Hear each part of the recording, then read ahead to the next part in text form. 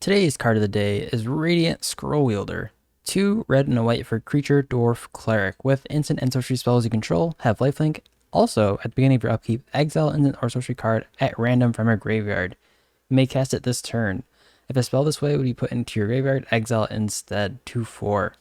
I have to say the art for Lorehild is so good. Like I said it over and over. I like the idea that you're just opening scrolls to release some super secret forbidden magics.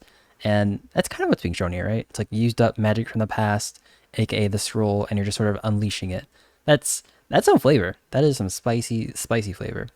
Anyways, card wise, this card reminds me really closely to something like a Wildfire Devils, where it was randomly choose an opponent, or I guess a player, and then that player chooses an instant or sorcery from their graveyard, and you can cast it at the beginning of upkeep and on ETB. And this is a little different. This is probably why they had to make it white. It makes it perhaps a little weaker in most cases, where at the beginning of your upkeep, so it doesn't have ETB, it also requires you to actually cast the card. So unlike Wildfire Devils, where you cast the card for free, this card actually requires you to use your mana. And I sort of assume, okay, why do you need a white for this card? I guess it's like the lifelink effect, but also it's for the fact that you now have to pay mana for your card you want to cast for free. All jokes aside, I'm not sure if it's actually worth having the white on this card. Maybe it was just for a balancing reason, like having a 3 mana card that generates card advantage like this perhaps might be a little too strong, but who knows? We have gotten these exile top of your card effects before.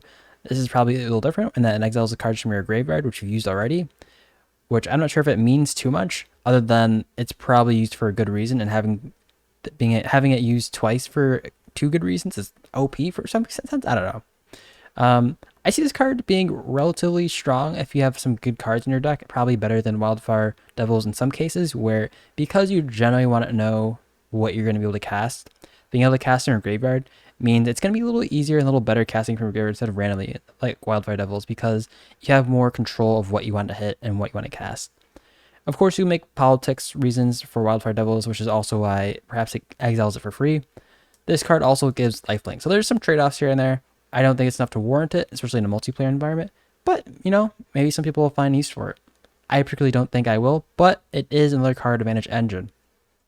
The lifelink perk is a little weird too. I think this is more important in a 1v1 format, where perhaps you're running against burn. This has big body, also sucks up a lot of damage. The burn spells in a burn matchup versus I don't know what matchup would have this card in it, would end up becoming a 1v nothing, because like you bolting one of their creatures or their fate, I don't know their face, but their creatures is essentially a counter spell, because you negate one of their burn spells as well as dealing with their creature. So it becomes really strong in that matchup. I think it'd be a good sideboard in that case.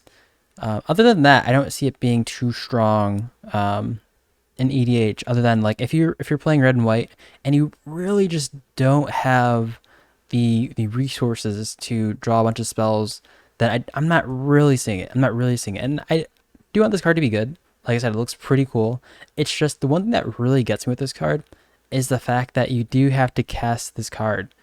And it just feels so weird, because you cast it and then it's like, okay, like this probably could have been used for an outpost siege, and it would have been probably just as good, being less mana intensive, but also less likely to be removed. So there's a lot of trades, ups and downs, and I don't know if there's actually a good Boros deck that would actually want to do the lifelink thing. Unless, of course, you're playing the ever so awesome Fire Song and Sunspeaker, which maybe perhaps in that deck. That's just because I believe it's like when you gain life, you deal damage. Is that what it does? I think that's the case. If that's like the only case I can see where this card comes in handy. But I might be wrong. I might be right. I think I'm right. I think this card generally just isn't up to par. I think I mostly would rather play a Wildfire Devils, but it does have its trade-offs. Like I can definitely see someone picking this over Wildfire Devils because they like the added benefit of knowing what they want to cast, where Wildfire Devils is random, right? So, of course, as per usual, what do you guys think about this spell? Is it cool or is it not?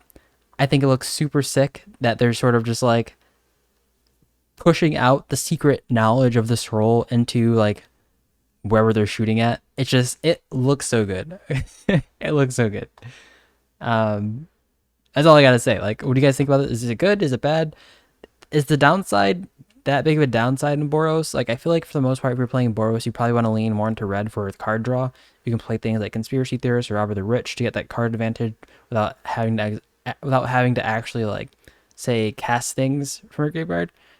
Casting other people's stuff might be worse, but I don't know. There's a downside. Those usually cost less mana to do. This costs more, but also, if you need to use your graveyard and you don't have really use for your graveyard, this perhaps might be good. And it, of course, does require you going into the spells. You do need to play more spell heavy, that is instant or sorcery heavy, where something like Wild Without Devil or Robber the Rich doesn't require you to go that way into deck building. But anyways, enough jib-jabbing for me. What do you guys think about this? Tell me in the comments below. Peace out.